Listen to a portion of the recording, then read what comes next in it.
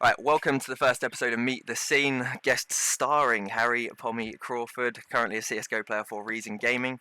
I'm going to start this off by saying like the purpose of why I want to do these videos. So, primarily just because slightly hypocritical of myself in the past, just for moaning at wonderful people such as Pommey to create more content, and just the lack of it in the scene overall. So, from my point of view, obviously, might as well jump the gun and start doing it myself, as well as that it just gives more information on the scene. So as the scene continues to grow, having more backlog, more storylines, finding out why that person plays this game, what they've necessarily had to go through dealing with it. You see it a lot in the pro scene of these types of videos now, so if we can just gradually build up the content side of it in the UK, then hopefully that'll work out nicely as we go forward.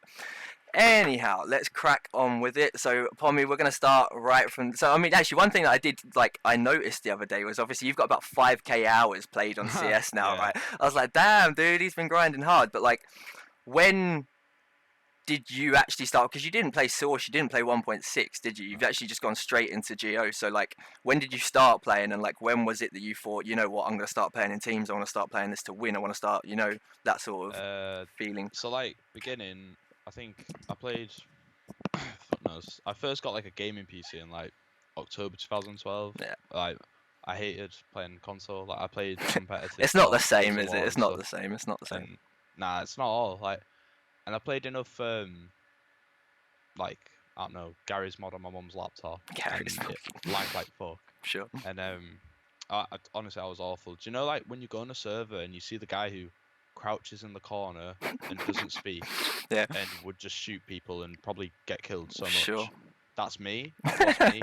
And What's 'cause changed, Pommey? You still do the what- same thing, so, dude. yeah, no, exactly. Like, honestly, it's still part of me. Like I was honestly, I was awful. I was so bad at PC games. I Sure. couldn't handle a mouse. And basically in 2012 we played Jailbreak in November, and it was on Gary's mod, and my Sure. friend was like, "Oh, we should play Counter-Strike's version." I was like, "Oh, well, isn't there a new Counter-Strike that's come out?" kind of thing. Sure. Like not too long ago. I think it came out. The actual game came out in like summer or something.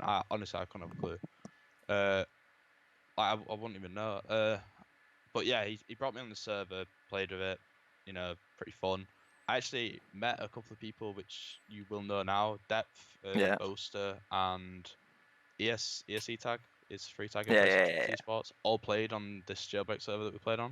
I got in good friends with like ES3 and Boaster, but not so much Depth. I didn't really speak to him. That's a fantastic person to meet straight away. You just got straight into the boaster, Well, like, of all no, the 'cause- legend that he is. But Because I still got screenshots from when I was like silver and Boaster was Master Guardian, and I'd get more kills than him, and I was so impressed. I was like, oh my god, yeah, I'm doing so much better than a Master Guardian. But like, I started playing November. I honestly I hated it. I was so bad. Like I didn't enjoy playing it. I used to try like run and gun kind of thing. was it because of, in retrospect, you were bad at the game? That's Yeah, why you didn't enjoy it. Like, yeah, okay. Definitely, yeah. I didn't enjoy it because I wasn't good at it. So I stayed, like, kind of tucked myself into that Jailbreak community where you're not good, but like Sure.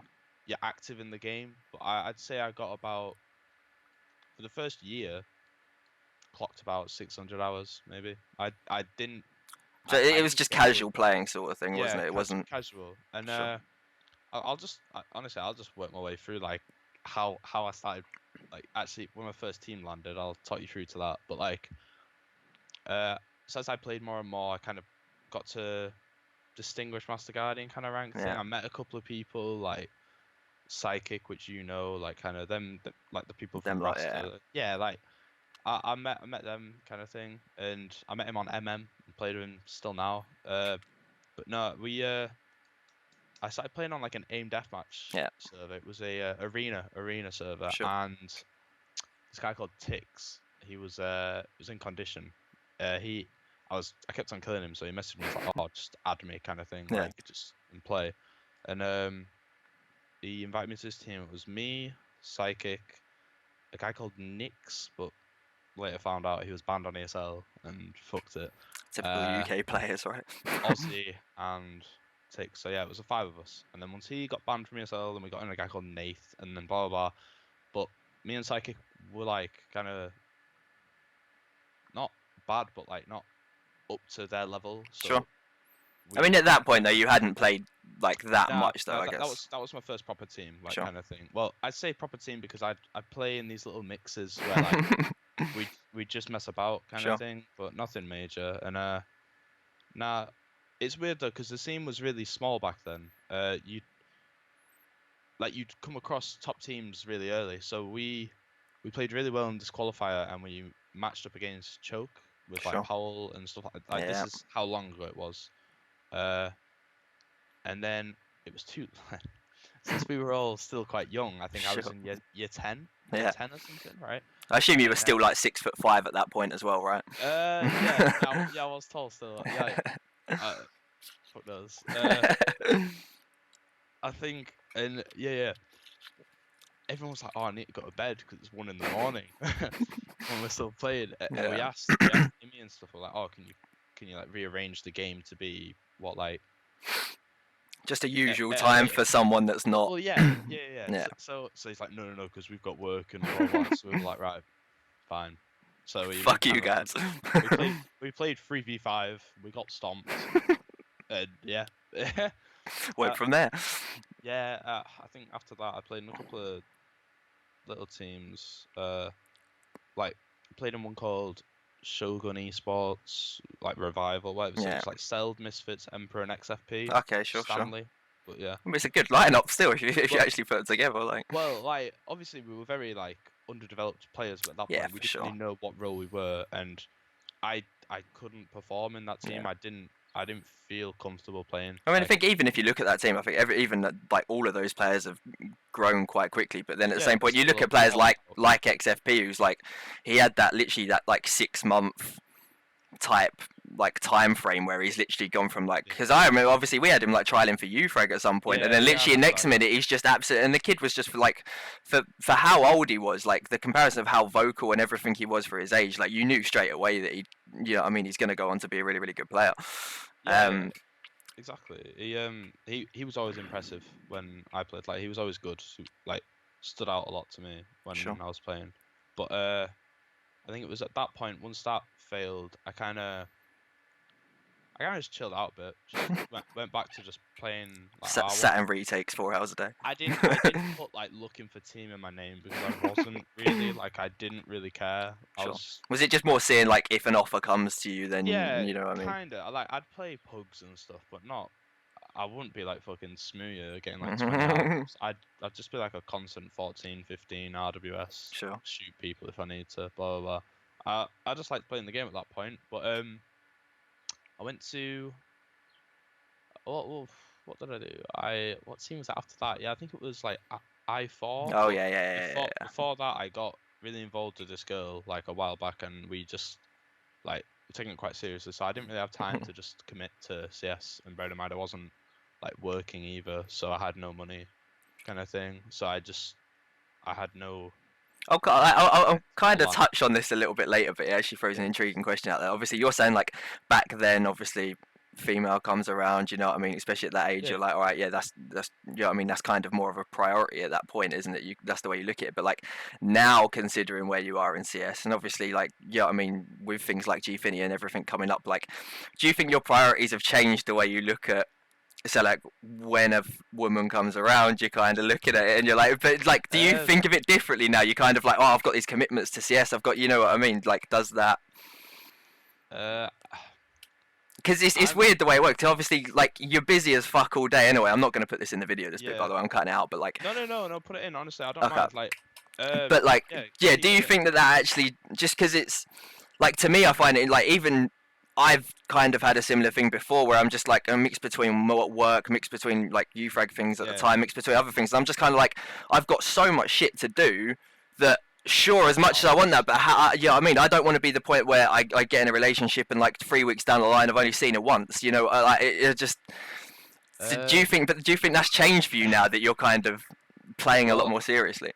Kind of, at the moment, no. Like I'm quite involved with this girl at the moment, and things are going like don't show this bit to her.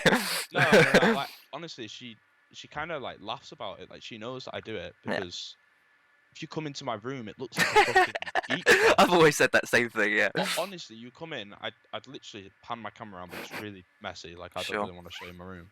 But it's like, literally, you walk in, a bed, A dual desk. monitor setup, Yeah.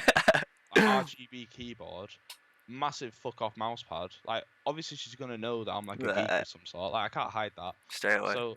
So when she came in, she's kind of like, I literally just sat down and said, Look, this is what happens. I'm actually a geek. Like, you might not think I am, but I'm actually a geek. And she's just like, no, that's cool. People play FIFA. You do this. And I was like, your sound. That's where you start getting into the point. Like, no, but Counter-Strike is better than FIFA. I stay off, like. It's not worth it. It's not worth it. Stay away, like, and what you see, since her like school's holidays, like the week after mine, I only said to her today, I was just like, you know, I'm away in Birmingham from Thursday till Monday, and she was just like, that's shit. And then she was just like, so I only gonna like potentially see you some nights. I was like, I think I'm gonna be nerding it out anyway because we're gonna be practicing for this event. She's like, that's dead. So it's like a whole week without like, you don't speak. Yeah, man, that is a bit. But at the same point, like, I mean, you're gonna have to start printing off like an event schedule, especially if like G-Thing coming up. You'll just have to be like, all right, listen, this is what the deal is. This is when I'm here. This is when I'm not here. Like, I have to. She'll message me sometimes if Scott Karma has to work on like a night and it's like 10 o'clock. She'll message me saying, "Oh, are you free?" I'm just like, "Well, yeah." She literally just says, "Well, do you want to just chill out or whatever?" Yeah. I just go for a drive. But I'm a bit of a cunt when I drive, so I end up wasting more petrol than I should be. Just fucking revving it. Yeah, you didn't have an incident with your car at a recent gaming yeah, event, did you? I'm fucking literally. My car's parked. This guy's bombed. Mate, just you for car things, it seems, dude. Like, it costs the exact same amount as the guy sent me. So. Yeah, I mean that was actually a bit of a weird one trying to sort out at the end, wasn't it? Because obviously there was a few things going on behind that people were curious about. Who did it? Do you know who did it? There's a player called Oak Merch, right, and it's him. Don't know who he is, but like, is you might not, but I know him because we played against him in the ESEA once, and I was like, right, I just typed in the guy's name on Google, like I just wanted to see. Yeah, for sure. And it just came up with Oak Merch, and I was like, you cunt. It's where you go on his ESEA profile, start leaving messages on it. You dickhead, you crashed my car. Yeah. People have crashes all the time. Yeah, no, I mean, at the end of the day, he wasn't a dick about getting it sorted, was he? So, like... He got straight out. Obviously, he was stoned. The whole car was hot box, you can tell. He got out, was really responsible about it, so respect to the guy for it, you know, it's... Yeah, no one got hurt, that's what matters. Yeah, for sure, I had the tiniest bruise on my fucking arm, but I wasn't gonna fucking sue him or anything. Oh my god, send me £2,000 because my arm really hurts. It's just not worth it though, is it? Either it's like, plus you're a bit of a dick if you do. Anyway, let's kind of progress as we go through. Yeah, back on topic. This will probably happen quite a lot, but still. Yeah, we'll kind of. Well, I guess, like, obviously, I think I4 was pretty much your last team before you started going into Vatic, I assume. It was so after me and this girl kind of broke up in like October 2015. Honestly, that's how like the gap was. Sure. Where I played in condition for a year or so. It was such a casual thing. We never practiced. The only thing we did was just shoot. Like that's why people hated us, because we go into these qualifiers. We'd beat teams who practice every night, and all we do is shoot. So, Dust 2 heroes, like. literally, Tix called me all aim, no brain. That was my name. He's like, right, I'm dropping you a Tech 9, go run B. I killed everyone B. Like, that's all I did. Like, I think, to be fair, I can still kind of see it, like, but you have always had that, like. I still am that player. Like, that mentality, so yeah. Now I've developed more of a. Yeah, for sure. Passive look at the game where I can. I think you're starting to understand more like the strategy behind it as it goes on, right? Obviously, but it's the same as anyone when they start playing those sort of games, is you naturally go for the run and gun type, the way that you play, don't you? Yeah, for sure. Get the most amount of kills on the scoreboard. That's when you first start playing. That's what you give a fuck about, right? So it was. What was it for me?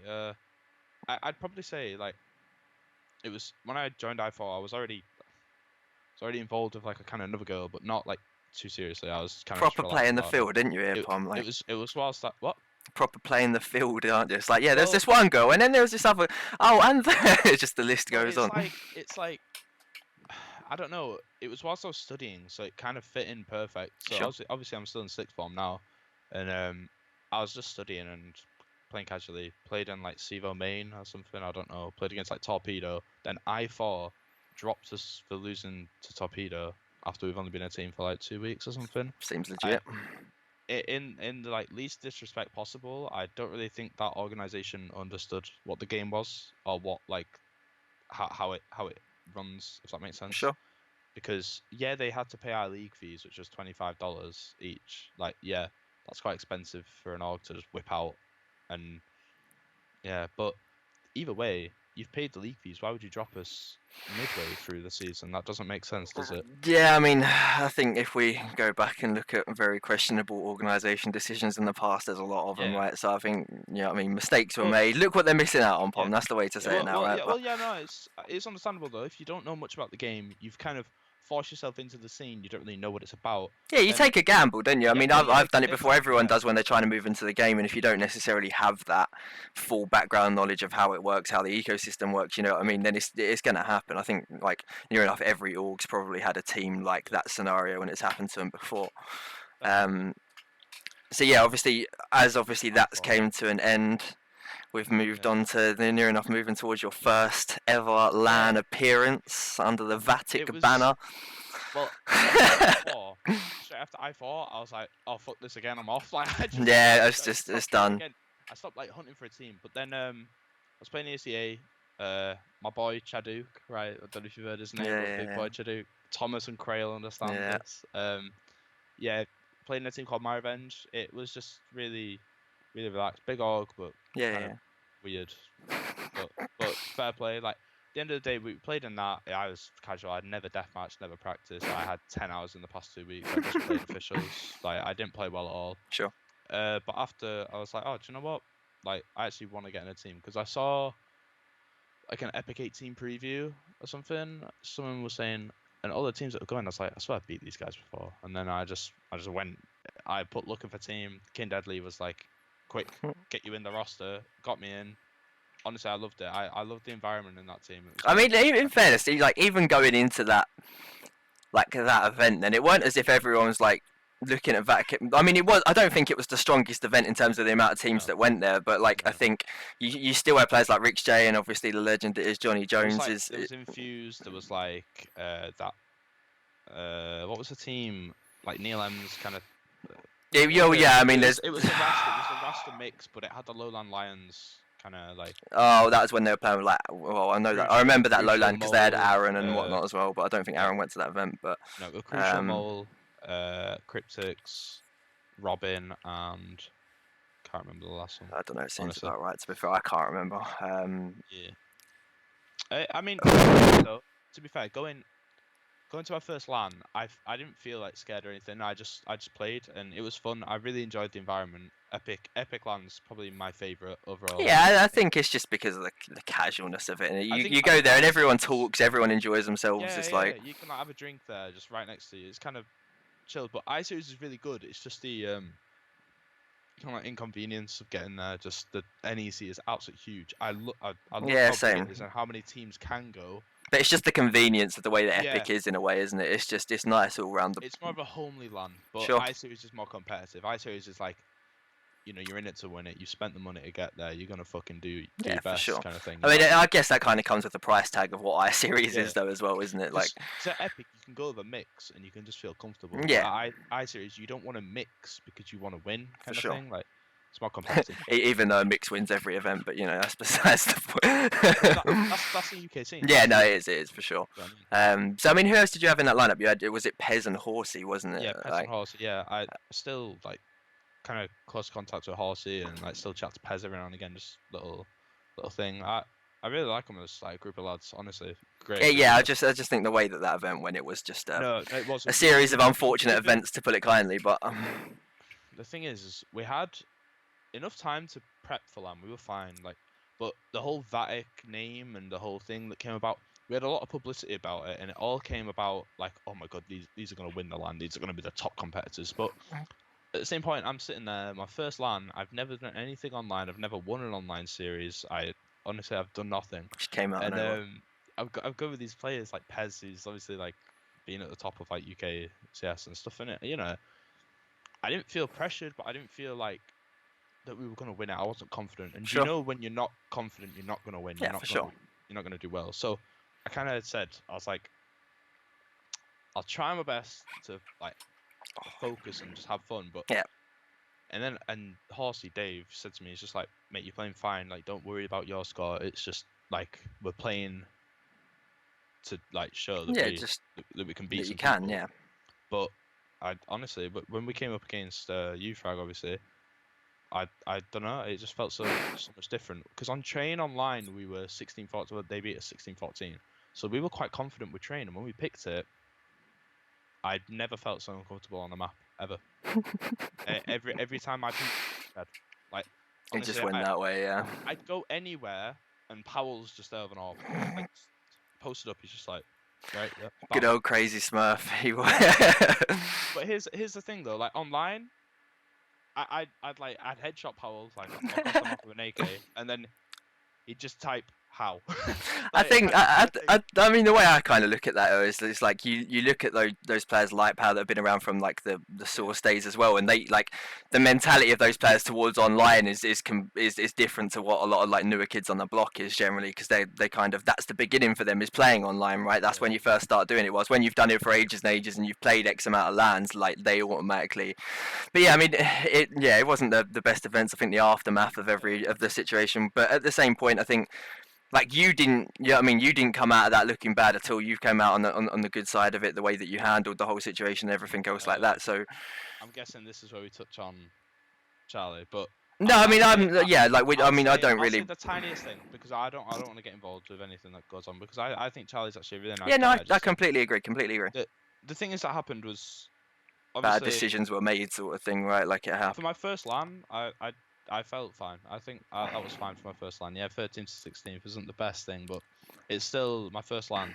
And then the one after that came 4th. Well, yeah, that's where I was going to go with it. So the second one, yeah, just a tad, I think. I mean, especially even if you're looking at the roster, as much as I'd like, Pez, Kin, Horsey, Ricks especially, you know what I mean? But then you go into obviously the Scouse legend in Adam, but then obviously you've got like Nick and Frankster there as well, and obviously Nick's just always been a god. Frankster as well, like he's, he's been there and he's done it in Source. So, and then obviously you've got the legend that is Hype. So to round it off, bless him. But like, so yeah, I mean, then obviously going into that one, I mean, obviously we had the conversations at the time as well, but like from my perspective, I'm looking at that and I'm thinking, this lineup, I'm like, all right, like, there's certain teams that aren't going to this event. I was like, we should be winning this event, you know what I mean? And then I said that to Nick in the car. I think everyone said it. Like everyone going into the event was like, if we don't win this, I'm going to be a bit pissed off. You know what I mean? It was like there's no reason. And again, it's just joys of events, isn't it? Like you can't necessarily foresee issues that are going to come up. I'll explain it from like an inside game point of view. Like I think we had this chat outside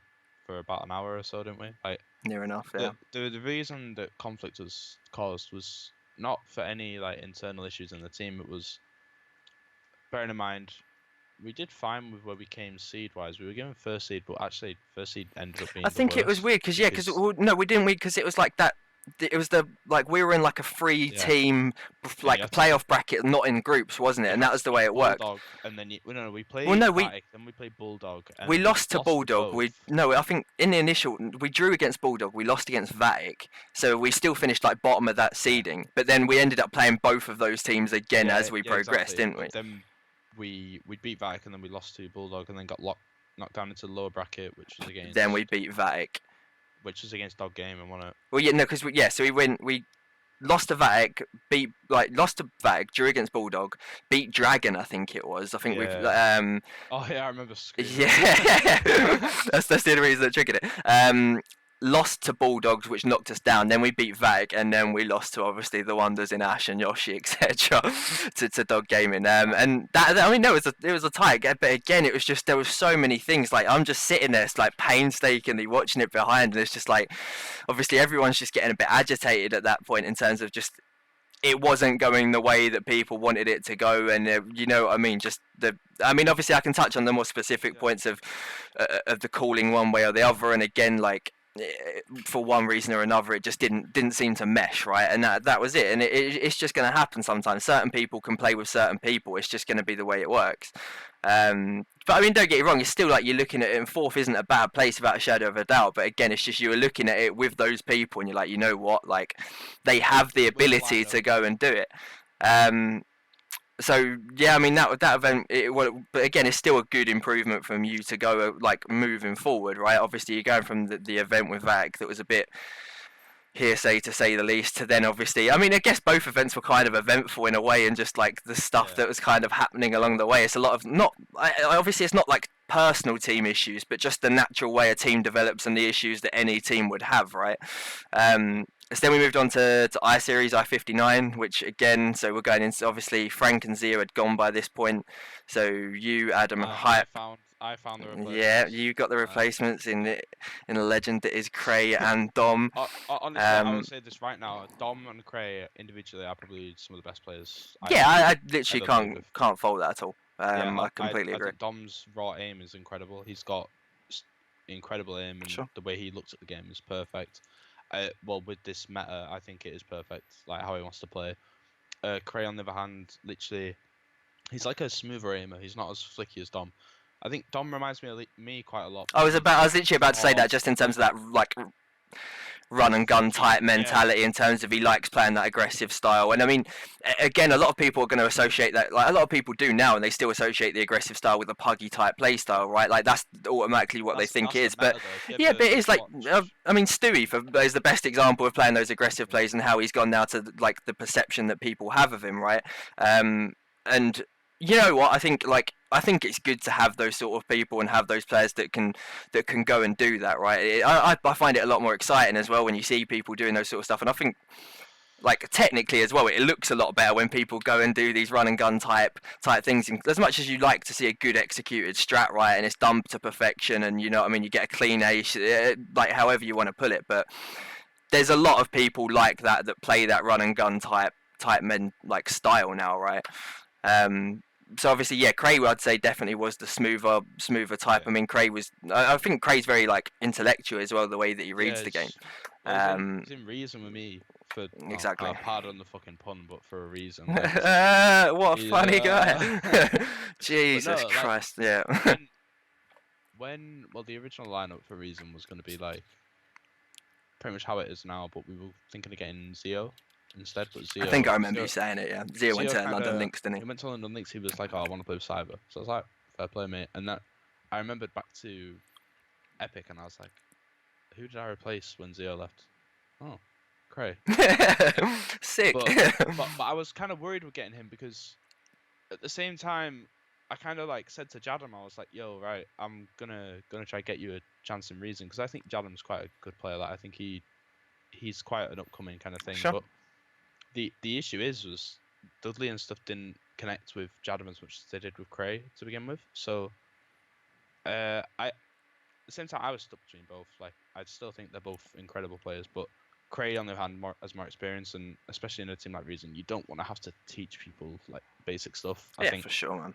You don't really want to take another chance on that kind of thing. I think that's the way that like a lot of teams feel about always picking up newer players and whatnot, isn't it? Like, I mean, we've experienced it in the past, like, but at the same point, yeah, I think naturally it's going to do that. And until that one kid, you know what I mean, he comes up and he just magically proves that, not magically, but you know what I mean, it's always going to take a lot more for newer players to try and fit in and play with the more experienced players, because they're always going to have that look about it, and they want someone else that's played and had that experience as well, right? But yeah, we'll carry on going through a little bit. So obviously, there was I-59, 9th to 12th. We've ended up finishing. Individually, I felt amazing that LAN. Like, I just felt like every game I didn't feel pressured at all. Playing against Kaz and stuff, I still felt fine. Well, yeah, I mean, we lost to you know what, like that whole thing. Even like we weren't playing too bad, and the Kaz were a very good lineup. You're not gonna, you know, I mean, you can't deny that, and it was still close. The seeds were fucked though. The seeds were broken, because how does 6th seed play 3rd seed? Oh yeah, we had that conversation. In fairness, it was a bit backwards. Kelly, and he said that he was trying something new, and this is when I was just sitting down trying out a GTO Mega Chair. Cheeky little endorsement there, but No, literally, I what did I do? I just said, "Oh, can I try this chair? 'Cause I'm looking at buying one after LAN," and then John was just like, "Oh, do you like what I've done with the seeds?" I was like, "What have you done?" What have you done? And then he was like, "Oh, so I've made this seed play this seed." I was like, Nah. no. I was like, "Oh, It was a bit of a sketchy one. Kind of thing." I think But it is, but then at the same point, again, you've just got to kind of be like, you still got to win the games, right? Like, I always say, I hate when people complain about who they have to play and stuff, because at the end of the day, the best team's gonna win no matter what. So yeah, it doesn't matter. Like, but it's still you're still always just gonna look at it hypothetically, aren't you? For an org's point of view, you don't look at it that way. You look at it as where your team comes, how well they did individually. You don't look at who the best team was and who would have won. Yeah, I think again, this is kind of where, like, I mean, care more about our placement than our individual. Yeah, I think it's business. It's not like. Yeah. I mean, you mentioned it earlier in terms of like the org that you kind of had the situation where they're newer into the game, and you know what I mean, they don't understand it, and that's definitely the way that they're going to look at it. I mean, I think I was quite half and half. Like, I was always like, I think because I watched most of the games and I knew most of the teams, then I'm quite understandable of when you like say like games were lost sort of thing. But at the same point, like, again, the way that you're then going to propose that, and obviously finishing fourth is still going to look better than finishing seventh or eighth, right? It's always going to be the nature of it. That number's always going to be better in that scenario. So yeah, a lot of it. But I mean, look, from my perspective, I think that the Xenix one, was it the Xenix? Did we play Xenix after? Well, I think it was Xenix. I remember like playing on Train, and I remember like Adam battling out of Pickles when he was AWPing quite a lot. And that, I think that game was the one that probably tipped me over the edge watching that game. I was just, because I think I think the second map, like, we were like so far up after the first half, and then the second half just crumbled. And I was just sitting, I was like, I didn't know what to do at that point. I was trying to like motivate, but it was just like, obviously, I think you can watch any of like, I think Cray uploaded, because I forgot to record my demo anyway. So it don't tell the admins. I'll pull it off. But like, I forgot to record my demo, and my Place TV wasn't on either, so I was really pissed off. I couldn't even like make the clips myself. So even though like I played really well individually, I got 3Ks, 4Ks, like clutches, left, right, and center kind of thing. Yeah, no, you played really, really well that then, like. But like, when we played Xenix, I felt in my element. Me and Cray both said the same after. I said I didn't feel scared in any way. I felt really confident going into it, because we played them online, and even though it was a close result on cash, it was the other way around. Their T side was good, not their CT. Yeah. So that's where it like flip side. So we were just like, oh, our CT's amazing, but our T side's fucking shit. Like, what's gone on? I think it was just like, especially just because I think, you know what, I think because of the mentality of that team, and it's quite young people. Like, you were young, yeah. I mean, you've got Dom and Hype there. Exactly, that's the thing. So you like, you've obviously got Adam there. That's like the kind of king of the experience at the time for that roster, right?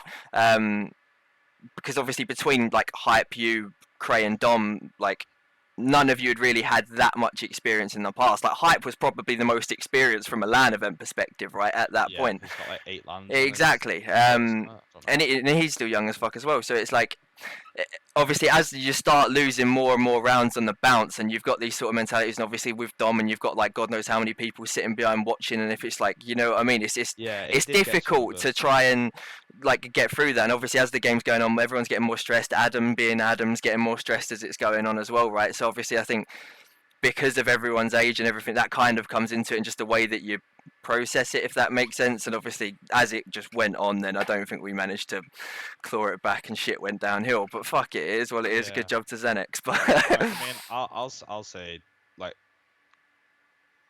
I think it's all, everyone knows this if you've played like with Adam, is when something does go wrong, like, you all know it's gone wrong kind of thing. Like, it is, he will tell you straight away that you fucked up and like something's wrong. But I think for Dom and Hype kind of thing, you don't, personally, I've heard it enough, like, I kind of got over it. You don't like hearing it in the game, you prefer after, but at that point you kind of need to be drilled and woken up a bit. Like, he needs to shout at you a bit, but maybe not. I mean, I've seen videos of where like it's like, wake the fuck up now and shit, all that kind of. I think it's one of those things that is everyone's got a different style, right? And some people are more receptive to those like that sort of style, and some people are not.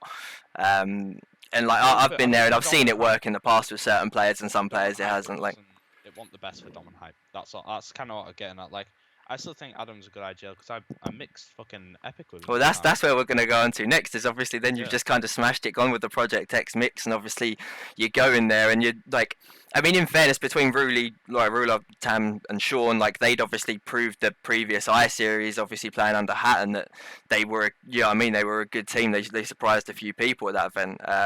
Obviously, yeah, exactly. And obviously I'd known Tam for a fair amount as well by that point, and Ruler and Sean, like they've just gone into that event as well, and they've just absolutely smashed it. I mean, some of the shots that Ruler's pulling out are just Sean really absolutely insane. He's it's so much different from Adam, isn't it? When you sit, like, I was literally sitting there, I was like so interested to see how that would pan out. And you know what? He's so much calmer, dude. So much calmer. It's so funny. I remember I kept joking about it. We're playing, and I said, "Who's speaking?" When it's Adam and Sean, I just said I can't tell the difference, honestly. But like the environment in that mix was, if we come 5th and above, that's really good. Like, I mean, if we come 5th to 6th, that's great. Like we focused on just playing, like just having fun, and this is where the whole reason environment comes in, and where I want to kind of say is, you all know that when you're happy and you're enjoying the game, you are gonna play a lot better, rather than kind of playing on edge, like, oh my god, I don't know if I should peep this or something, because you feel like you're going to get shouted at. And I feel like that's where, in UFrag for Dom and Hype, for example, I kind of learned that you don't have to go against Adam. You kind of have to do what you think's right. As an experience, like with experience, you know what's right and what's wrong. Okay, yeah. And if you make your mistake, then he's allowed to shout at you. But if you do the right thing and he shouts at you, point it out and just say no. And Adam will always say, all right, yeah, you're right. Sorry. Yeah. And then he'll take it back. And that's for sure. I kind of, the mature and a bit older look on the game is, you kind of realize, all right, okay, that's fine. But I'm not saying Dom and Hyper. No, but I mean, the way I looked at it was literally that, in that, like, so like, you done it quite a lot, and you were the one that kind of stood up. So was Cray, where obviously you'll take the brunt of it and the responsibility of it and say your opinions back. But I think because of, at the time, Dom and Hype were slightly quieter, then they found it harder to kind of voice their like opinions back in those scenarios, right? That's the easiest way that I could probably pull it, if that makes sense. What was it? After that, Dom and Cray went to the Radix mix for Epic, and they did well, and something like that, and we came 4th in the Project X mix. Like this, the player caliber is still fine. Like the UFrag team just, it just didn't work. Just as simple as that. Like, it happens, right? Again, you're always going to get that. And I think, I mean, don't get you wrong, I think, like, you look at the consistency at the amount of times like teams split up, and I do think a lot of those times, like, people are just too kind of scared to confront an issue, so they just bail on it and go to. I do think that happens a lot. Like, I think I watched like a foreign interview with Freakazoid the other day, and he was saying like the state of the NA scene and things like that, and he was going the same thing. Like, when certain issues happen, people are so like, they just kind of, they'll go off straight away, they'll leave it to another day, and then that issue will come up again and again and again, and that sort of thing, right? And it never gets, people don't confront the issue to ever get it sorted, so then obviously it lingers within the team, and it creates that bad atmosphere, the bad environment. So yeah, that Project X performance was a really, really good one. It was a fun LAN for you guys. I think not having the, but I mean, that's always the perks of playing as a mix, though, isn't it? As much as you might have to kind of pay for your own LAN a little bit, but at the same point, you go there with the freedom, and you can, maybe have a couple of drinks as it goes on as well. I mean, Hatton did me a massive like kind of deal thing where he gave me his ticket for like 45 quid or something. Like, really nice of him, honestly. Mad, like, respect for him going. Yeah, big up Hatton. At the time, I literally had no money. Just flat out broke. Because here's the thing: is I decided, I'm not going to LAN, so I'm just gonna spend my money on going out. So I just went out like every weekend after. And just went out on the session, and it just got fucked. You know how going out is. Yeah, I do. It's not a tenner for a taxi. It's probably about 50 quid a pop. Like, depends on where you're going. And then drinks and food, and then you're just your bank balance is gone, mate. that 10 quid morning kebab, dude. You know what it's like. But honestly, it's awful. Like. But just one of those. I sent it to LAN. I had like enough money to get me there. I kind of just lived off Cal's petrol money, and same with Zacty's petrol money. Like, they gave me 30 quid each. Yeah. And it cost me 30 quid to get down petrol and 30 quid to get back up. And then I was like, right, that's enough for my travel. Now let's see how much it is for fucking food. Yeah. And I just kept on getting like Tesco's noodles or something. Just It does the for, like, job. a Does the couple job hours. for a weekend, Well, though, yeah, doesn't it it? does, yeah. You can live off it. It's probably Yeah, healthier. you're It's fine. probably healthier than the normal diets people have at LAN anyway. So yeah. Plus I owed like Psychic like some money. I think I owed him like 40 quid or something. So I was like, oh fuck, I have to quickly hand him that over. Hope he doesn't say anything. Yeah, I gave him. I always pay up. I don't fucking. No. Right, so yeah, obviously after the Project X scenario leads us to now where you are. So obviously lineup, we kind of spoke about how that lineup came a bit, but I mean we didn't touch on the full lineup. So obviously at the moment playing under Reason is yourself, Cray, Dudley, Hoodlum, and Karma. Yeah. So obviously talented lineup for sure. Obviously you spoke about how it came about. You spoke about how it came about, obviously with the Cray scenario, but how did the Karma, Dudley, Hoodlum? Well, Dudley's played with Karma plenty of times, Yeah. and Karma. Now a lot of people give him shit, to be fair, but like I didn't really know how Karma played. I've never played with him. Played Sure. against him a couple of times, but not like nothing major. I think Karma's like the morale booster, and he's talented at the game. Like he can shoot, he's got a big brain. I think it's more just been the like, question of his like motivation for the game in the past, though, He's isn't just it? on social media. He's a bit Questionable. That's hit yeah. and That's miss. Yeah, a bit hit and miss. Like I say it to him all the time. I just say you are fucked on social media. Like shut up. Like when he tweets something, I'll say delete that now. Like, and I think he does cause a lot of like riffs. Yeah, that's the right word. I'll be the first person to say that. Like, but I mean, I guess kind of at that time there was a UFrag CX type rivalry a little bit, and just the way that we played with each other. But obviously there was a fair bit of shit talk on either side of it, and it was just like, but you know what, like as much as it happens, I don't mind it. I think it adds a bit more spice to the scene. I think it's entertaining, creates some more storylines behind it. So fair play. So is Karma, who's IGLing for you? Hoodlum. It's Hoodlum IGLing. I mean Hoodlum. I think Hoodlum did play because wasn't he the one that got us qualified for? He filled in for one game. I can't remember. It might have even been ESL or UK. Like Contenders game. I remember he had to come and fill in for a bit. And he's a very good player for sure. It was the UK Masters game. Yeah. Was it the UK Masters one? Masters games against. Oh, okay. Yeah, I think it was. He played like IGI or something. Yeah. And Hoodlum just stood him. Yeah. Whilst I was at work. Fuck's sake, Pommey. So yeah, I mean, how did the whole Reason Gaming blank scenario come through for you? Like, how did you guys get picked up by Reason? How did I get picked up? So. No, you like the way you said, "How did I get picked up?" Fuck the rest of the team, but I got us picked up. Like for me, and then I'll work my way through. Yeah, sure. I think it pretty much all started when I did that 10-minute stand-in for Karma, and then they had to call him back because.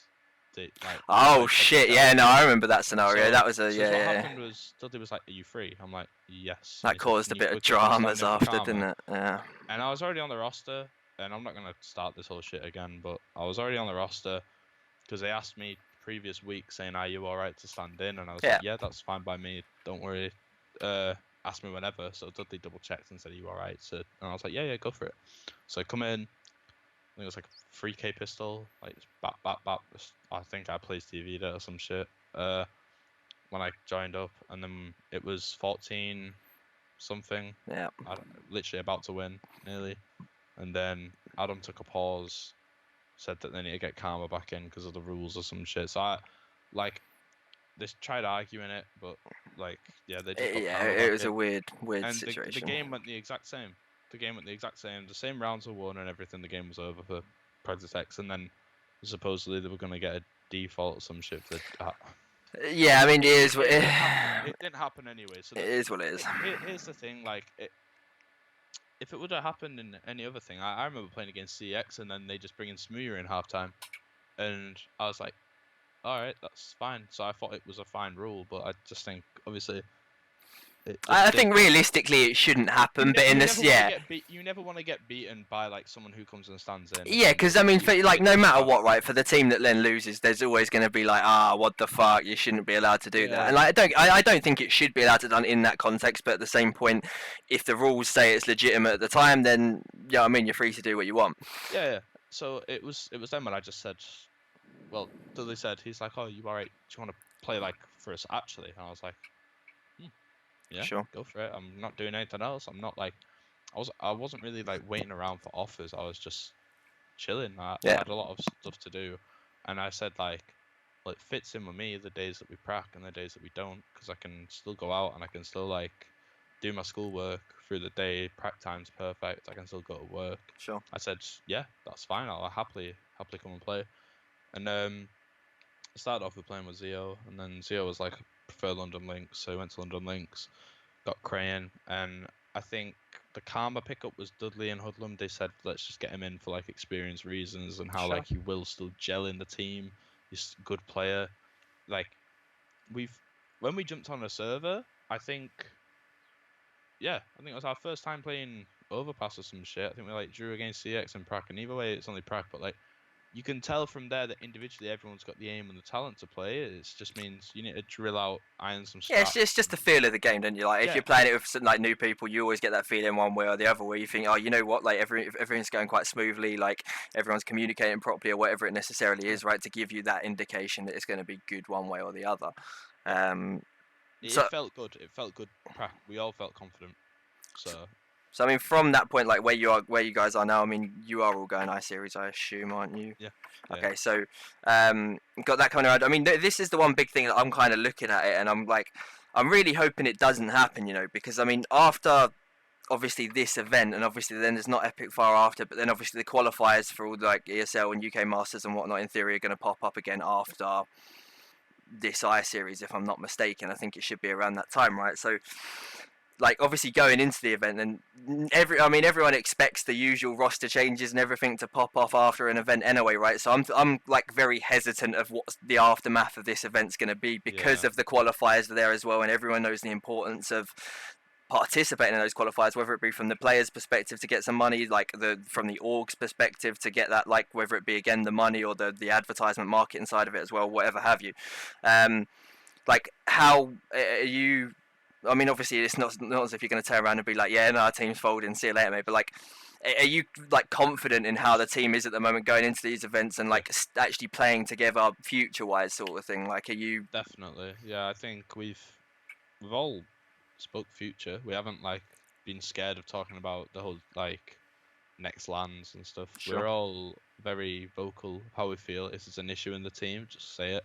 Like, I think me and Dudley have had this thing where once I do a bad play, he'll personally message me on Steam saying, next time do this, or like, and I'll say the same to Dudley. Yeah, but I think it's good to do that sort of stuff, for sure. If you hide, this is how teams fold, is when you hide it and behind each other's back, you join a team speak, and you'll hear from someone saying, "Oh, my teammate's so bad." I was about to say that same thing, but even in the same team, like some person will go off and then they'll be like, "Oh, he's not doing that properly," but he won't have the fucking bollocks to actually go tell him directly and be like, "Look, I don't feel like you're doing this correctly. Maybe you should, like, can we try and do that?" Or whatever it necessarily is, right? And I think that side of communication is really a weak point in a lot of teams.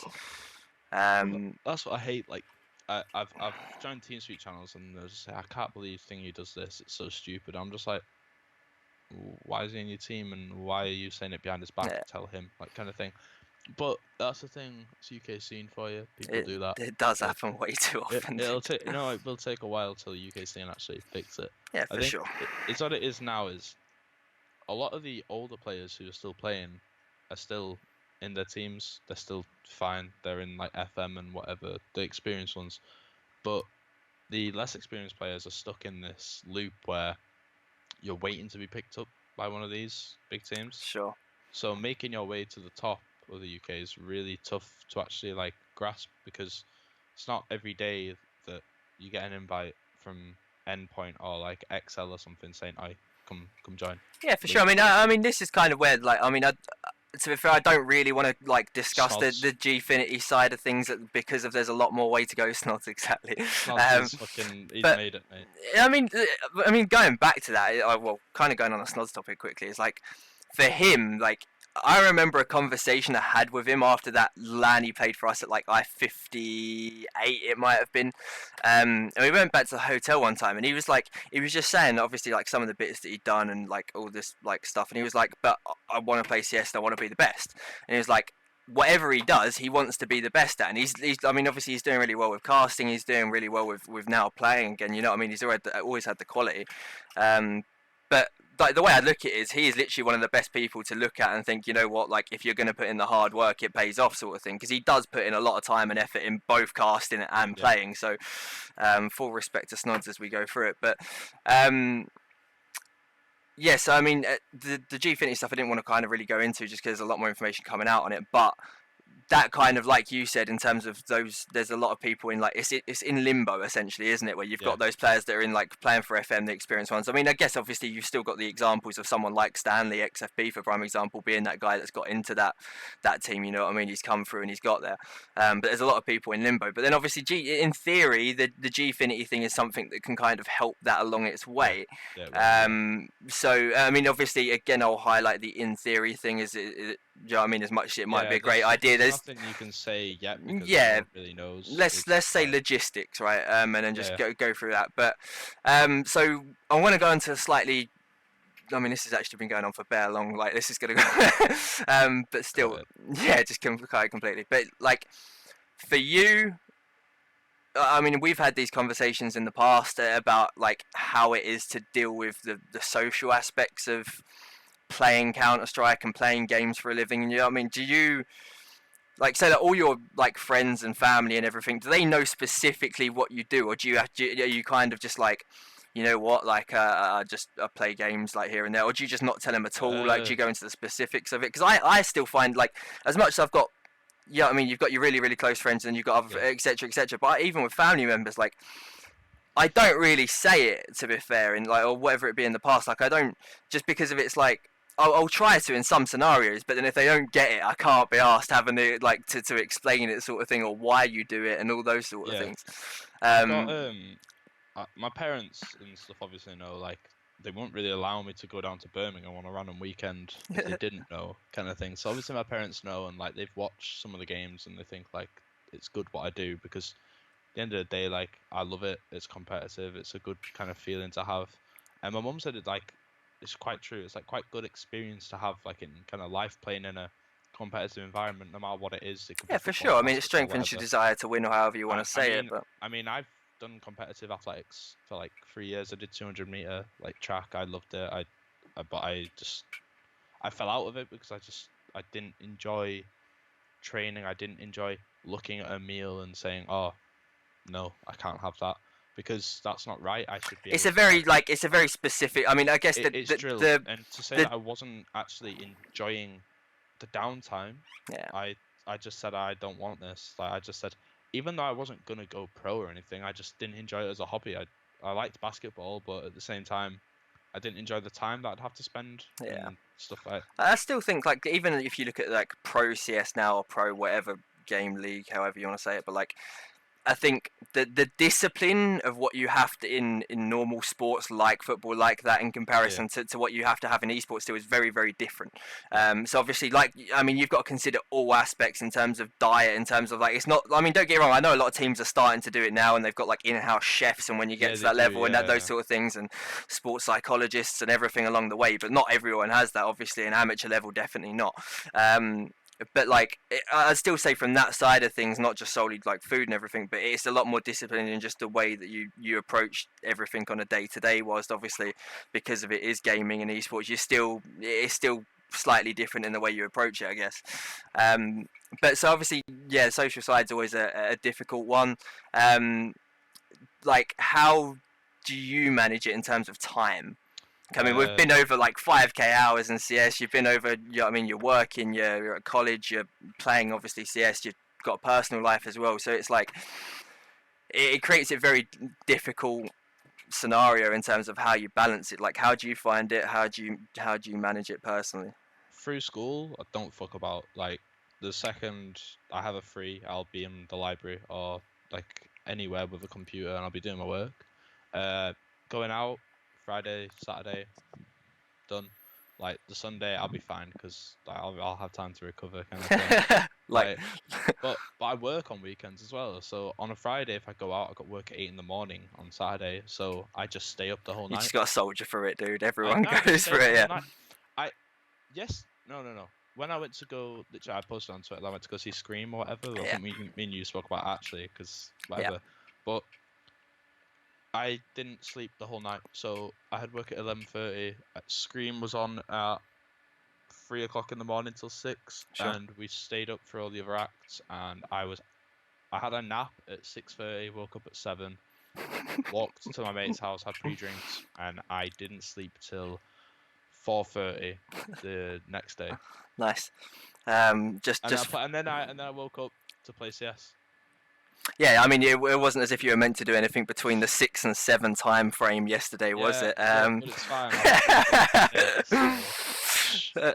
I will stay earlier just for like in the fact that I've seen Pommey upload his like Scream was 6 sort of thing, and I said the same thing to Pommey, but I've seen it. I was like, yeah, he's not going to be on later, is he? Like I know what that scenario is going to be. I kind of like fluffed it. I was like, oh, I think Scream will be on a bit earlier, so maybe we'll leave a bit earlier. But That's no, right, he was dude. on late night and he finished, and he stayed on later than 6 o'clock. He stayed on until 7. Like, even the people at the club were just like, come on, can you I need to go and now. they just kept on like turning the music down and just said, alright, here we're going. And just turn it straight back up. And, Just go back up to what? I mean, as long as you got a good reason, dude, I'm all good. Right, so the last sort of stuff that we're going to kind of touch on for the most part is just a couple of general thoughts on how the UK scene is, what it is. One big thing that I do genuinely want to go on is, again, I saw it in the Freakazoid Doran NA State of the Scene interview, but he went in quite heavily in terms of like the efficiency of practice. And saying that, you know what I mean, so many people like just prefer playing those pugs to actually just sitting there improving, going over their demos, watching their own replays, and how, again, say like, I mean, obviously the UK equivalent of this is going to be how often people spend in retake servers to actually, like, what do you actually think is an efficient way of practicing? Efficient. Like, because of, say, like scrim wise, I mean, like, I know recently not a lot of UK teams obviously scrim a lot of other UK teams, right? So is that, so obviously then it means we stay away from UK teams. Exactly. Because I mean, we'll scrim some UK teams, CX kind of like IGI kind of thing, teams where they have structure, but we'll stay away from these mixes and mix kind of things, because there's no point doing that. Like, there's no, I can't really explain it, but like once you scrim a UK team, they'll tell everyone that they either beat you or something, and it's like this. Yeah, I've really has this, like, again the Freakazoid one. He said the exact same thing in the way it's going, and it's like, at the end of the day, Adam was actually a big person for the way that he said this as well, in terms of his, like, if you have to get that other team and you go 15 rounds in a row of how to defend a B bomb site on, like, you know what I mean, and just do it until you learn and you learn and you learn, and like so many people just I hear so many people's way of practice and it's just not optimal at all, and I'm like, you're just wasting time in the what, you know what I mean? So yeah, go on. Exactly what you're saying there is what we do. Like, as in, I'll say to Brad, I'll say, right, well, should we just do the default every round? And then he's like, yeah, because once you've done the default and you know exactly where everyone is, if you fuck up, there's no excuse, because you've done it for 30 rounds T-side, like, as in, because you'll do 2 games of just that.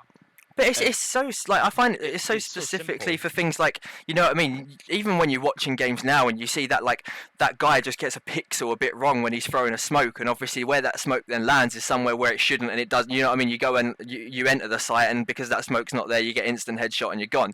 And like, by doing that time and time again, you know the exact precision of these, you know what I mean, if you're going to go for a default execute sort of thing, you're going to know these things. So that's what it just really triggers me, seeing how some, like, teams decide to think that they think, I'm going to spend 4 or 5 hours doing this, it's going to be good practice, if you know what I mean, in some of the ways that they do it.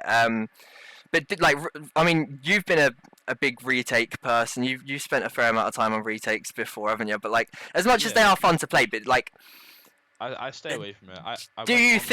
I went on the other week and people were like, where have you been? He's gone.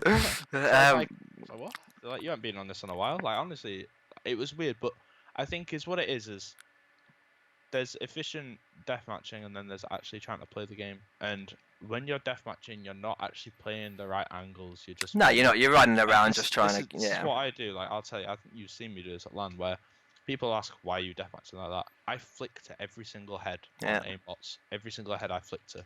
And not because of my aim, it's because it gets my arm warmed up. and I can actually like feel like my arms. I guess it's like reactions as well, isn't it? Just because obviously like that millisecond delay in between when your arm twitches and when it doesn't twitch, sort of thing. Then it does make a big difference for sure. If I like walk around the map and smooth aim at everyone, I'm not warmed up. I'm not like you'll spend more time having to warm up. But if you flick to every single thing, I upload Plays TV videos of me listening to music. When it drops the song, I just flick to everyone's head.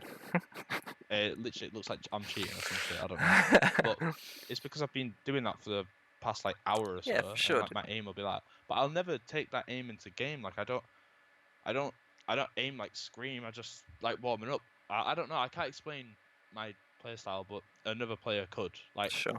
I think my playstyle is still not developed fully. I still think I need a lot of work. But like everyone does, you can't say that you can stop working. There's never a point where you should. Because look at the pros when they do stop working, they start failing. Look at Nip; they thought they were on top, and now look at them. They're struggling to get sixth in the ESL Pro League, like ladder. They're struggling. Yeah, they're on a big dip of form at the moment, to say the least. But that's the thing. I'm not comparing UK to Nip, but I'm comparing mentality. Like no, it is. Yeah, I couldn't agree with you more. That's what happens to some UK teams where they think they're on top and they feel like, oh, we could skip this prac. We don't have to prac today because we all know it. When they go into a server, next thing you know, one of them says, "What am I supposed to be doing?" and then what do you say? You don't say, "It's fine, mate. Don't worry about it." That's literally it, dude. Because you don't like. That's not acceptable. You played for how many hours with this team? No, like that's not right. And touching on like the hours and kind of like balancing out time is, I'll try at least every single day to, even if it's not watching my own demo, I will watch a pro game and just take note. Like if I see like. I watched this morning. I was laying in bed. I was watching like Misfits GG playing Optic, and I was looking at some of the setups on Mirage. And I was just like, I actually might want to take that into game because that was really well played by like Relics, for example. Like he'd lurk in connector, and it was really well timed. Shit like that. Like you don't even have to get a notepad and start writing out. Oh, yeah, he's done all this. You can mentally take a note and just remember. But as long as you bring that into your own game and your team's game, that's efficient practice. Because if I spend my night going out with my mates, coming home, I'm still like hungover as fuck trying to play. That's not efficient. That's not right. So I shouldn't practice like that. But sure. Yeah, like as long as you all have in your head what you want to achieve before you go into a practice and it happens, then it's fine. So obviously, like this is going to be for even whether it be current teams or newer teams that are kind of coming into the scene or however you want to class it as. Like, what if you were to go through like a week's worth of what your practice schedule is for Reason now, like in terms of like hours, do you then say like obviously you get in most teams generally start at that 7 o'clock mark, right? In terms of then just pracking, but like for you, is that that like 7 to 11 whatever prac time session that you've got, is that just scrimming the whole way through? Do you have like a dedicated time where you play all your scrims up to a certain point and then you're like, look, we're going to go on demo review, is there anything like, I mean, obviously you're going to have your team prac time, and then obviously behind that there's obviously the individual time. As much as everyone can put in, then they're going to put in, right? But again, just to kind of what you guys do to why you, and why you think it's a good way of prac, if that makes sense. So we've been pracking the maps we want to play like every week. Sure. We swap. We've had that time because we're not in ESEA, we can relax a bit. So what we do is go into a game straight away with a standard default and we play. Whatever goes wrong, we write it down, go onto a server, point out how that shouldn't happen and what you do to counteract it, go back into the game with the upgraded default, and then we drill that until we feel comfortable on the map. And we drill in strats in the middle of it and stuff like that. Because that's you learning a map, you're learning call-outs. We do the thing where you fly around the map and you say, this is this, this is this, this is this. And then you have someone say, no, that's this. No, it's this. Like, shut the fuck up. We've changed it. I could be calling something like fucking connector and they'll be like, no, that's T connector. That's not connector, because connector's that. And you know what, like specificness of calls though is always a big thing in it. It's because I mean, because you cannot say it's on B. You cannot say left A main, because if you're at the other side of A main, that's to your right. Like it has to be called something. Yeah.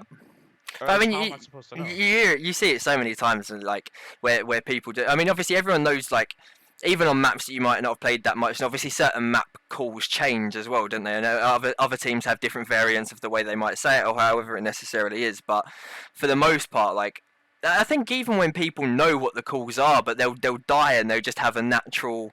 Like I see it so many, like, I mean, it happens to everywhere. It's not just a UK thing, but you know what I mean. People go silent or they don't call like the proper call after, and then you know what I mean. Yeah, and everyone does it from time to Yeah. time, but it's just like it is such an important part of the game and playing as a team and being able to communicate things like that properly to how your team performs. Because at the end of the day, if you don't communicate in that context in that way and that like yeah, I mean, it's not going to work out as the way you'd expect it. But that's actually one thing I will quickly go over with you whilst you are here.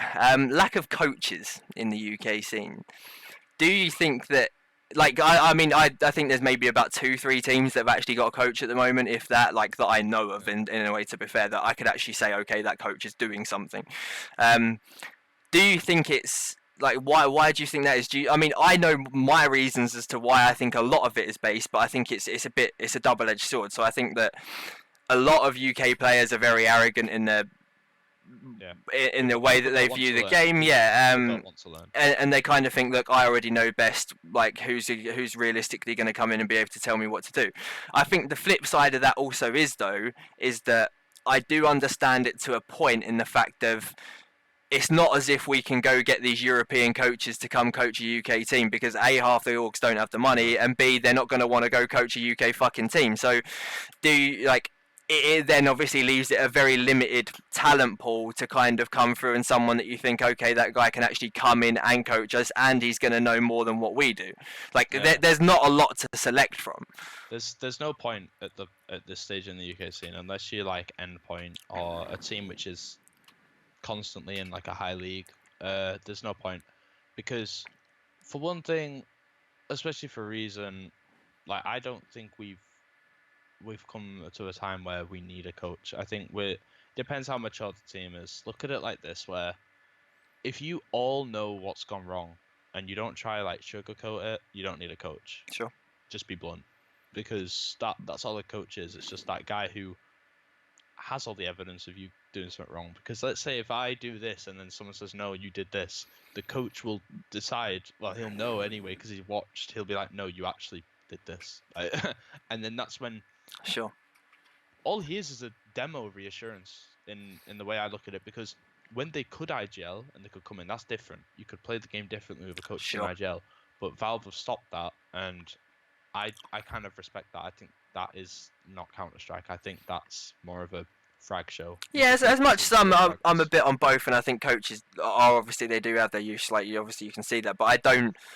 I'm in agreement with you. I don't think they should kind of be able to IGL in a game and say everything as it goes round by round. I prefer the whole, like, I love the whole kind of pause structure, and you know what I mean. Then you could have a timeout of your coach, and you'd be like, all right, like, this is what we need to do, and you know what I mean. And as much as, like, you know what I mean, people can make the comparisons. Oh, you know what I mean, in football you've got a guy shouting there on the touchline, but it's completely fucking different. So fuck you. That's my response to anyone that would say that.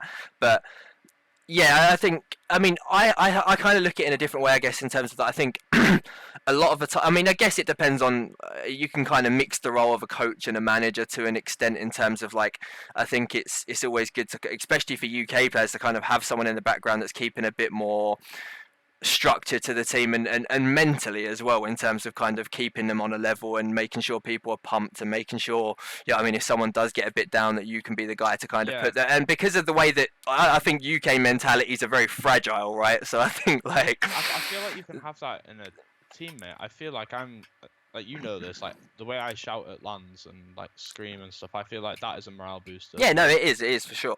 I just, like, I'm that loud cunt, which is quite annoying, but, like, if you're young enough, like, I think at the Epic 20, I spoke to them, who I shouted at. I spoke to some of the people in Scum, and I spoke to some of the people in Impulse. I was like, did that annoy you? They're like, yeah.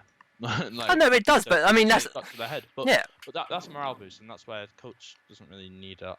But I think I had this conversation with one of my friends who, like, some of my friends know that I play the game and stuff, obviously, as I said, but, like, I said, because some of them have kind of watched and they've seen YouTube videos, like the FaZe lot. Some of them watch them videos and they know that the CSGO team has a coach, and they say, do you have a coach?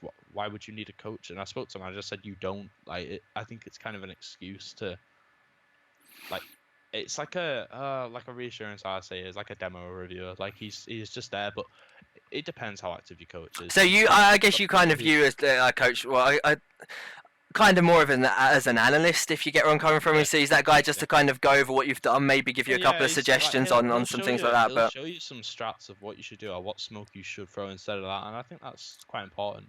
And that can happen before you. I guess the flip side is there's nothing that. stopping you from doing it yourself as well, right? Like that's it's maybe like another hour or something to practice. That's all it is, and I think it's laziness for some players, but I do think some teams do need them. Like, it depends what your team's based around.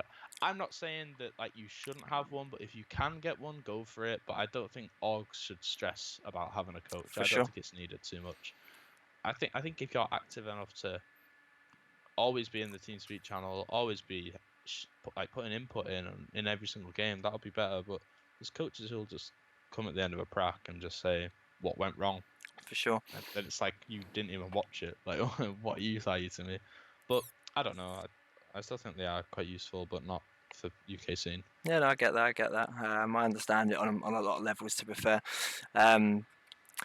I'm going to ask you a slightly gimmicky question as we kind of close this out now, but explain why. If you had to choose 4 pro players to round out a team with yourself, who would you pick and why? He's got his thinking cap on now, yeah. Orpa, I wouldn't pick Kenny S, I don't think. I don't think Kenny S is so good. I don't think I don't think he's at the levels he once was, but... I think he's amazing, like an amazing player, but I don't think he's that... I don't think he's the right AWPer for every team. I think he gels with some teams. I don't know. Sure, no. He's a sick AWPer though. I'd say Nico for sure. Nico's on fire, man. You can't... Yeah. He's on another level. I'd say Dennis. I think he's just an all-round. Just a USP player. god. He doesn't mess up. Crims to lock down a bomb site. Obviously me, you know. Just round out, you know. I'll be the star player. It's fine. AWPer wise, oh shit, we need an IGL. Fuck. So you got to think it through, mate. Right, get rid of Dennis. Okay. We'll get in Luzzer. I'd say AWPer.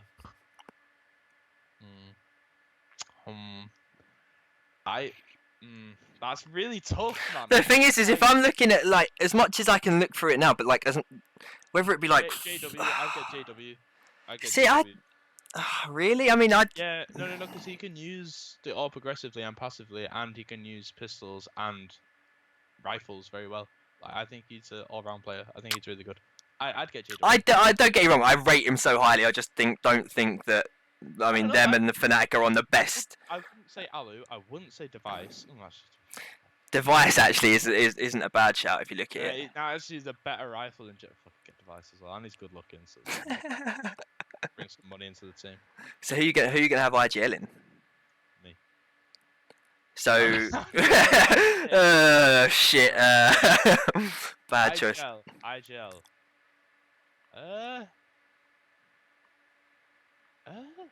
Don't know. Someone like Carrigan, maybe. Yeah, I'd say Carrigan because he's actually quite an all-rounder. Yeah, Carrigan. I think it fits it quite nicely. Yeah. Cool. That's not so right. Just to round it off, so we've got Carrigan, we've got Nico. Nico's a god. Device. Who else did I say? Who did we just say for Orpin? No, we went past two. Swapped him. Fuck that. No, I said I just forgot it, dude. Crims. No, you said Crims as well, yeah. Crims, that was it, yeah. so we've got 2 Fnatic boys, and then we had 2 kind of like Astralis duos, and then me just slotted in there. Yeah, just to round it off. And yeah, I mean, that's a godly team, mate. You carry that team without a shadow of a doubt. Asking me, like, what made you stay with CS or something? Probably like, no, see, I mean, there's a couple more things that I would like to get in. It's just running on time as well. But like, well, I'll quickly touch on it. The reason why, like, I think everyone knows this, who like actually knows me personally. The reason why I played CS is it's like an escapism. Like you can. Well, I mean, we've had this conversation a few times before. Yeah, like I think it's so easy playing this game. Like when I started playing, my brother was like diagnosed with leukemia or something. But like literally playing this game, that was out of my head. Like, but he told me to keep playing it because like even when he was in hospital and I'd go visit him, like he'd see that I was really good at the game because my brother's played video games as well. Like he plays not competitively, he just play casually, and he said like, honestly, play this game. You're good. Don't like stop he said, come visit me, obviously. He's fine now, though. Like, he's fully clear. He's healthy. Do you kind of still have his voice in the back of your head, though, when he's, like, kind of, like telling you that sort of thing, as to kind of spur you on a little bit, like... It's a bit, like, cheesy, but, like, I series. When I get it, man, I get it. My big clutch against Xenex, which I think didn't go viral on PlayStation, but it was, like... a few people saw it, yeah. Like 2,000 views or something. Like, I kind of just said... I just, like, took a deep breath, and I just did, right, let's do this. Let's do this right now. And literally, I just kind of thought, and I just did, right, he'll be happy with that. Like, he watches some of the games. So, I mean, have you still, like leading on from that, but have you still had it a few times where you've been, like... Because, again, like, I think the whole just general UK mentality of, you know what I mean, you've got to kind of, you go to school, you go to college, you go to uni, you get a 9 to 5, you get an apprenticeship or whatever, that kind of, you know what I mean, the stigma of it, like... Do you? I mean, we've seen many esports, like whether it be players or like some, however they're involved, kind of move away from it to go pursue the normal lifestyle or career. Or like, is that something that's in the back of your head? Like, I mean, for me, it's been a massive bitch to kind of decide one way or the other, right? Especially the UK scene the way it is now, and it's still, you know, there's more to come, but it's not quite there yet, you know.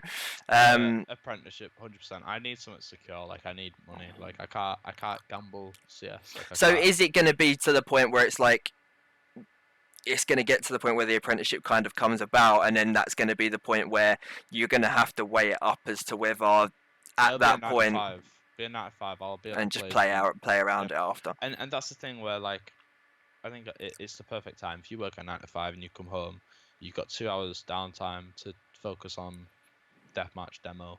And you don't have to do homework. You don't have to worry about deadlines or anything like that. That's why I think it's tougher if you're in college or in uni, because working 9 to 5, I think you've got the easy way out. You can actually just focus on the game, and yeah, for sure. I mean, I think even with like college and uni, as much as okay, fair enough. Yes, you do have a lot of downtime, and the social time, the social side of it is sick. A lot of it is, if you have too much downtime, you're failing. Yeah, but that's the exact thing, dude. And I'll be the first person to admit that I say I cocked up at uni, but it was that kind of concept in the fact of like I was always more attracted to the social side than being that book heavy guy. That, you know what I mean? And if you want to be that guy that's going to go there, get a first, and you know what I mean, and if you're in college or uni, like, most of your downtime is not downtime because of you're doing the work side of things and the research and writing your essays and whatever it necessarily is. So I mean, that's like, obviously, how long till you're probably going to like go for the apprenticeship? Do you finish school this year? September. Okay. I'll take it off summer and stuff. I've been doing a lot I've got my Easter holidays now. That's why I'm doing the interview today. Thanks, buddy. But, like, I've just been applying for a lot of apprenticeships now. Like, what in? It's like IT support, kind of not support, but like IT server management, kind of data management. Sure. It's boring stuff, but like, it's something that I can do. Like, I've done it in my own time, kind of thing. I've helped like my dad out with it, so I just thought might as well hop into it. Yeah.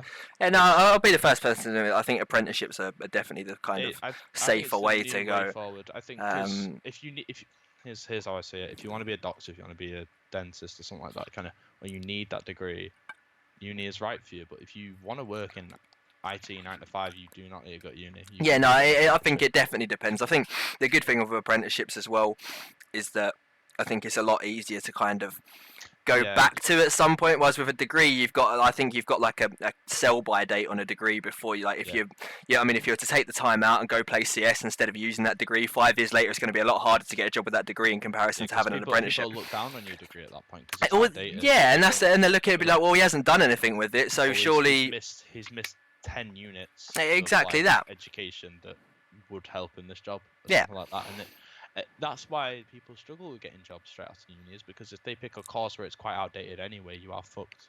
Like, that's why your uni matters more. No, I fully agree with you. I think university is great, but I do think that there's very select fields where I would actually look at it and say, look, that's going to be worthwhile for you doing in comparison to, say, like going and getting an apprenticeship or just going down the avenue of just working straight away and getting into that habit and working your way up that side of things.